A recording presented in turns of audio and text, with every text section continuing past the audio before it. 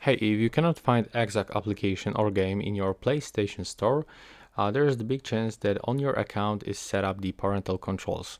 So it will be located in the settings. You can find the family and the parental controls. And here we've got the family management. You have to wait for the loading screen.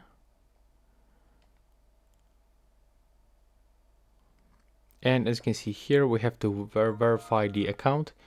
But it works like this, that when you doesn't have this admin account on your PS5 Slim, you will be not able to manage the parental controls settings. So you just have to ask your family or someone who basically set this parental controls to change the restrictions, the age level, to install some applications or games that you want to use. And that's it right now. Please subscribe to my channel. Bye bye.